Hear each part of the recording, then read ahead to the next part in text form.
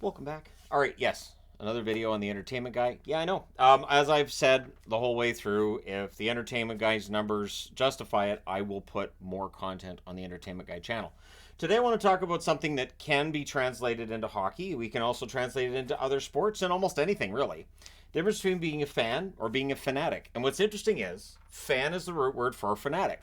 So whenever I've said, well, I'm not fanatical, there's always somebody in the comments that'll say, well, fan is just the root word for fanatic. So yeah, you are. But no, there's a difference. So a fan, and I went to thesaurus.com for applicable synonyms. And so fan is admirer, buff, follower, supporter. I'm fine with that. I am a fan of hockey, obviously. See the fan of hockey. Of certain hockey teams more than others, sure. Football, I love NFL football. WWE, yep, sure.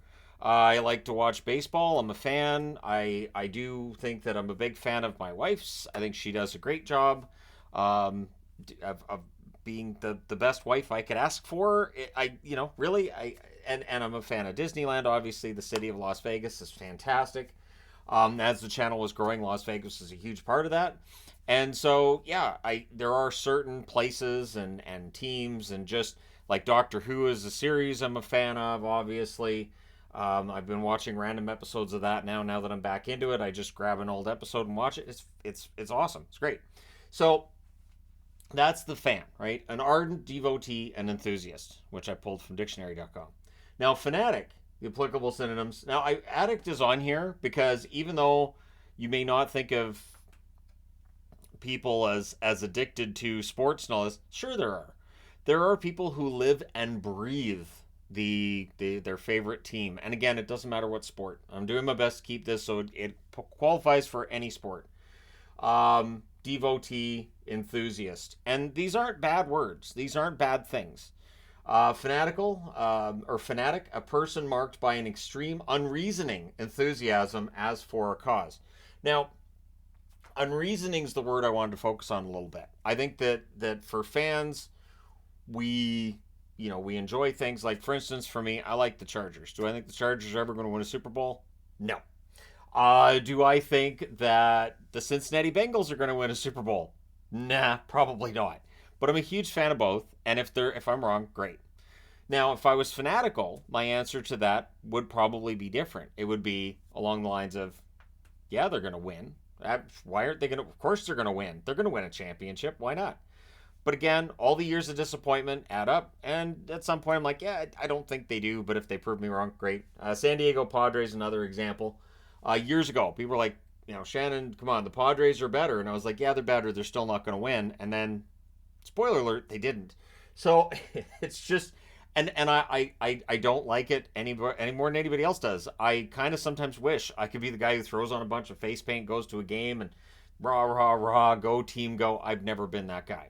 I have never been one that stands up and cheers and screams during a game, unless the team I cheer for scores. I don't participate in the wave. It's not really my thing. And I'm also not the guy who's yelling and screaming about bad calls. There are times where I will roll my eyes and say, "Really? That's a penalty? All right." But I don't get mad. NFL, there are times where I say that's pass interference. I guess the referee saw it that way, but I don't know. But I kind of pride myself, and I know there's been times where I've slipped on this. I've prided myself on, in that moment, not seeing the jersey of the team and just looking at the play and going, that's a fair call, that's not a fair call. And so for fanatics of a team, it's not necessarily the case. So, looking at why we love sports, and so this is how deep down the rabbit hole I went for this one. There's not a lot on the board, but there's a lot of content with this. Feeling of belonging and acceptance. That's huge. That's a huge part of the reason that sports attracts people who maybe aren't doing great socially. A lot of people get into watching sports and loving sports because they're outcasts maybe in school and their social groups. Sports gives you a feeling of belonging. And I get that, and that's totally important. And I felt that way too. I know it's a great icebreaker too. Like when you're out and you're around a group of strangers, and if you're wearing a hat of a sports team, and the guy turns around, oh hey, you're a Boston fan. I like them too. How did you feel about that game the other night against Florida, or that game the other night against Toronto? And then you can have a conversation. It's a great icebreaker. It's a great feeling of, hey, we're kind of alike here. And we can have this conversation, and this is great. And one thing too is supporters of one team tend to despise fans of another. Europe, this is big. I mean, Europe, European soccer slash football. It's. I know. Looking back a long ways, I used to follow European soccer a lot, and one thing I would always ask is, so where are the fans of Liverpool today? Because I want to know how much of a chance there is this could get ugly if the game goes the other way. Are there fans there right now who are, oh boy, and whether that's fair or it's not, it was something that did seem to be related, right? So fans again become fanatical, and Liverpool fans, bless them, they're very much fanatical. And it's not all. It's not all. This is part of the reason why on the main channel I don't get into, well, this fan base is really terrible. No, no. Every fan base has its share of obnoxious people. Every fan base has its share of great people. So I cannot come out and make a blanket statement about one fan base over another, and I don't care what sport it is. I may not like the Dallas Cowboys. I can't say anything bad about Cowboys fans. Just can't. I just can't. So, but that, and maybe that's where I'm different from other fans, right? And definitely having a channel where I've talked to fans of all the other teams has made a difference. And it's interesting too because it's made a difference of how I view teams. And it used to be like before the channel started out, I hated all three California teams. I couldn't stand Calgary. Hated Toronto. And then the channel gets going, and all of a sudden, and Pittsburgh, Montreal, can't forget them. So Montreal, Pittsburgh fans, don't worry, I remembered, I got you. But as I started watching every team and watching every team equally and trying to follow every team equally as well, that hate faded. And again, as I got to know fans of other teams, I was like, well, I may not cheer for the Sharks, but it'd be great for these people that I've met if the Sharks did well. I may not be a fan of the Ducks, but man, the Anaheim Ducks, the organization, has honestly been and I'm going to say this is the truth, of the 32 teams in the National Hockey League, the Anaheim Ducks are the ones who have been most likely to contact me. The San Jose Sharks are a close second though, so it's weird because before the channel started, I would have been like, I don't want Ducks, Sharks, whatever. But yeah, 8 years makes a big difference. Spending 365 days a year, 8 years on talking about hockey, it's made a difference. And so I can't get into these, I hate, this guy's a Montreal fan. Whatever. No, I can't. I can't do it. Even as a Boston fan, even though I know people will watch videos of mine and say, well, he's a Canuck fan. Well, he's a Bruins fan. Well, clearly, what is he talking about? Why? And again, the whole, he can't be fans of both. I've been fans of both since the 80s. It's legal. I checked. I even asked the police every now and then, am I allowed to cheer for both? And they're like, get out of my car. So one thing that I thought was funny, and I say this is funny because the article I pulled this from, well, the website I pulled this from, is not talking about hockey. It's just talking about sports in general. Fans question every ref's call against their team, and it's aggravating. It is aggravating. There have been times where I've been at a game and I'll hear the whole crowd booing and everybody's mad, and I look on the big screen and I'm like, that's a penalty. Yep, that's a trip. Yeah, it's a trip. I don't know. And again with football, where I've had my head in my hands and I'm like, because San Diego pass interference, got it. Yep, okay, sure, fine. Yep, that's pass interference, you morons. So I will get mad at the team for taking the penalty more often than I will get mad at the official for making the call. And again, that appears to deviate from where a lot of fans are, right? Blame rival teams for cheating or blame a superstition. So this is they lost today because I didn't wear my lucky shirt.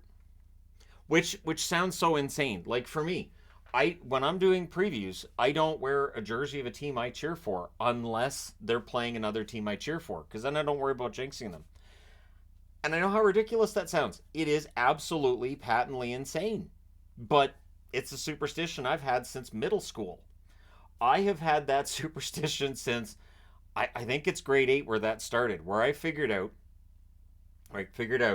if I wore my Vancouver Canucks sweatshirt, I had a sweatshirt, just had Canucks logo on the front, skate logo, nice plain black sweatshirt.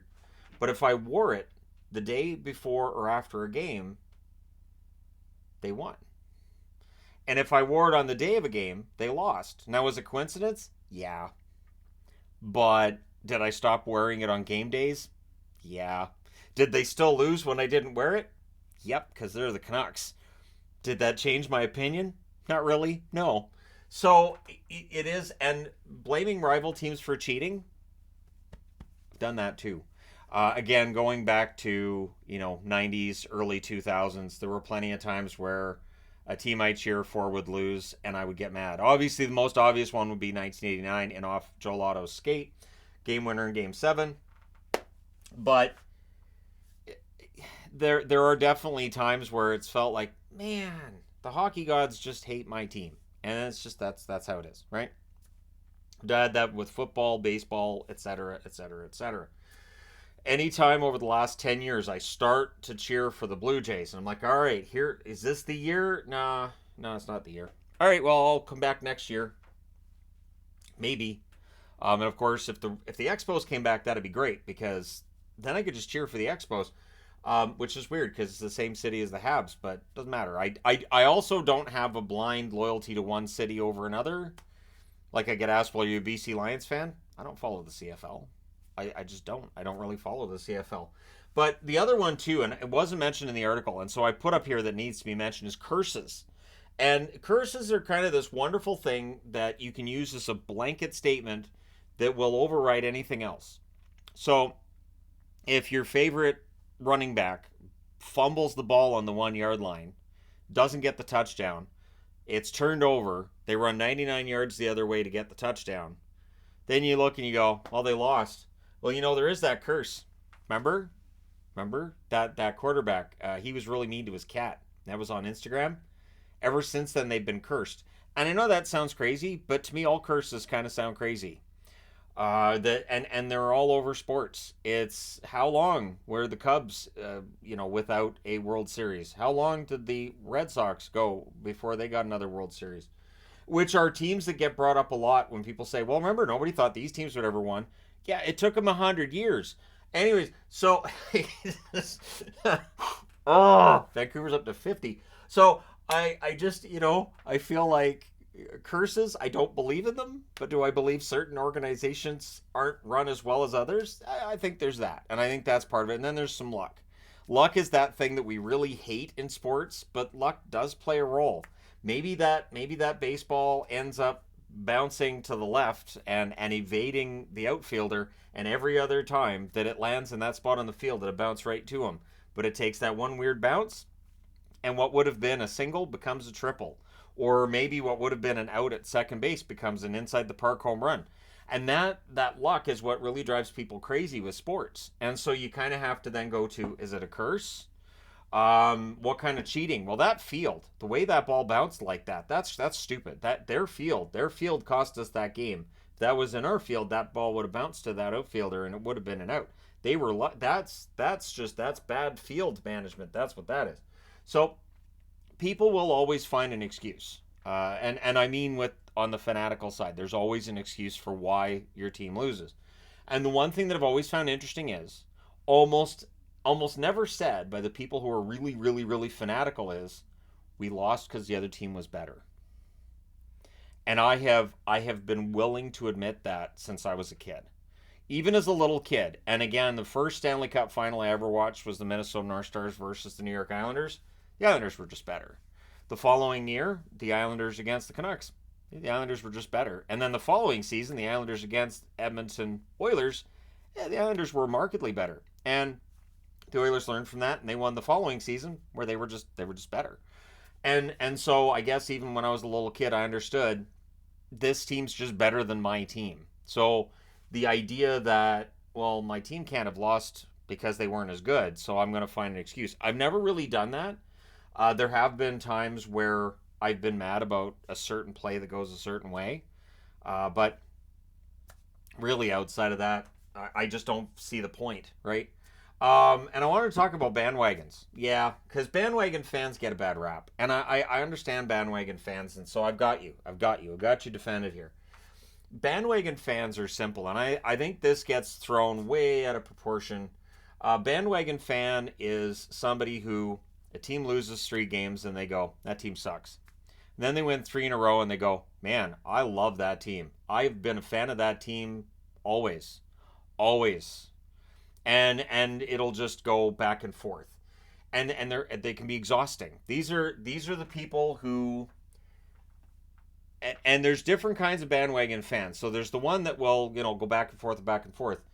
But I really don't read it that way when a team goes on a nice run in the playoffs or a team goes on a very unexpected run in the regular season and somebody who isn't necessarily a fan says, you know what, I really hope they do something this year. Yeah, yeah, that would be great to see them win a championship. And so, like, again, I'll go with baseball, the Chicago Cubs, right?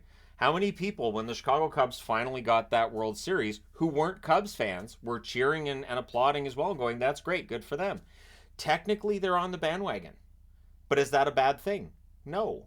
I don't view it as a bad thing. And then the other thing is, you might watch a team win a World Series or win a Super Bowl or a Stanley Cup and say, I want to see what happens next year. And suddenly, you're a fan.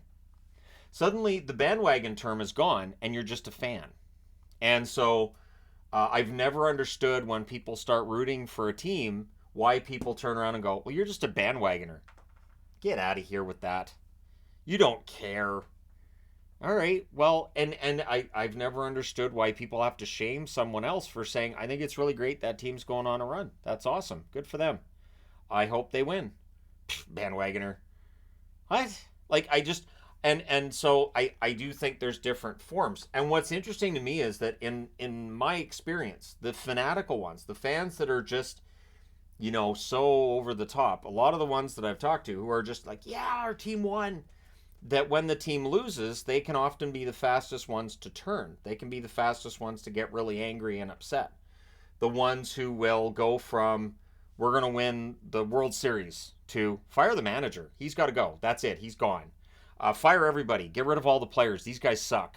And then 2 months later, they're like, so in the off season, do we add a bunch of? We're close to the World Series. We're gonna win this, right? So, yeah, yeah. I can't wait. That's gonna be awesome. We're gonna be the best. It's so weird, and I can't do that. I can't go through those emotional ups and downs as quickly and as easily as they do.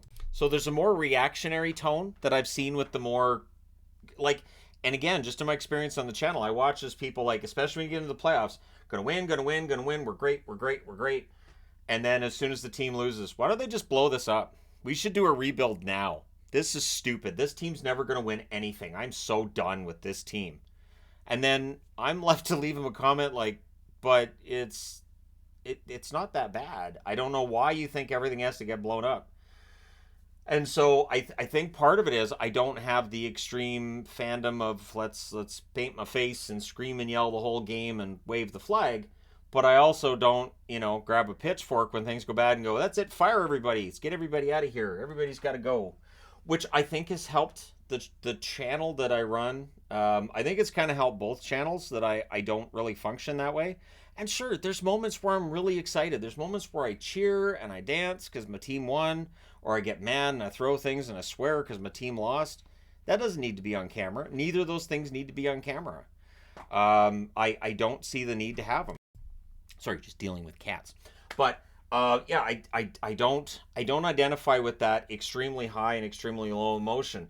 I know from growing up and being me as long as I do have a bad temper. I absolutely do. So I put myself in situations where I can stay as calm and as even tempered as possible. Which is odd since I'm a sports fan at the same time. And if you have a bad temper, sports can be bad. But I think part of it is that I grew up around certain family members that had a bad temper. So I would kind of watch that and go, so that's what that looks like, huh? I can't be doing that. That's got to stop. So yeah, I do think that the reactionary side is probably part of me taking that side of my personality and keeping it down, and keeping a lot of it off camera, where yeah, sometimes you get really emotionally high and really emotionally low. But I think that for what I do and for what I've been able to do over the years, keeping it as even tempered as possible is important. And so, there was a time not too long ago where you could tell if a team that I cheered for got knocked out of the playoffs because I was kind of quiet for a day or two. I was kind of introspective and kind of like, because there's a reset that happens when you're a sports fan and you've gone through that heartache where you think to yourself, man, I'm gonna have to do that again next year, and I don't know. And maybe something bad went down. Maybe it's just an absolute disaster. Maybe it was an awful exit that your team had from the playoffs. But it can be tough. And so I do my best to make sure that I come across as a fan without being fanatical because I'm not really fanatical. But let me know your thoughts in the comment section below. I think it's an interesting conversation to have, and again, just related to sports in general. Because no matter where you are around the world, you're going to find people complaining about officiating, people complaining about cheating, people accusing whoever of something nefarious, maybe something illegal that went on. And you're going to have people in that fan base that'll pick up on it and say, well, that's what it is. And again, it feels like it's because you don't want to admit the other team was better. You don't want to admit maybe your team was outcoached. They didn't have the same level of talent. Maybe they didn't try as hard. So it's easier if you have that out of, well, no, they got cheated. And then that blankets everything else. So then when people come back to it and go, well, your team lost last year, you go, no, they didn't. They got cheated. Remember the cheating? I remember the cheating. So you can just completely just say, nah, that didn't happen. Nah, my team didn't lose. They got cheated. And you can say they got cheated by the refs. They got cheated by the other team. They got cheated by the league head office. And again, this seems very hockey related, but it's not. Because I've followed enough other sports that I get a real kick out of it. I do. And I have followed enough organizations to know that, yeah, there are some seedy characters around the sporting world. You might find them in ownership. You might find them running those leagues, but it really is a matter of it's kind of sort of everywhere. So it's something you have to navigate as a fan, and sometimes it's hard to stay a fan. And I understand that, and I mean that from a point of view too of just TV shows, bands, and stuff like that. It can be tough when some band that you like listening to comes out with a new album and it's completely different and it's not as good. It can be tough to still say I'm a fan of. One example I would use of that, Def Leppard. I was a huge Def Leppard fan in the 80s. I don't say that anymore because I have not liked a Def Leppard album since early 90s. No, mid 90s. Slang was the last album of theirs that I liked. After that, it's all been Muzak to me. There hasn't been anything memorable from Def Leppard. So I do not tell anybody I'm a Def Leppard fan anymore because then I'd have to explain, well, I was back, and then Slang, and then after that, no. But anyways, there you go. Let me know your thoughts in the comment section below if you haven't done so already. And hit like and subscribe if you haven't done so already. Thank you guys so much for all your support. It means a lot. And I will talk to you again soon.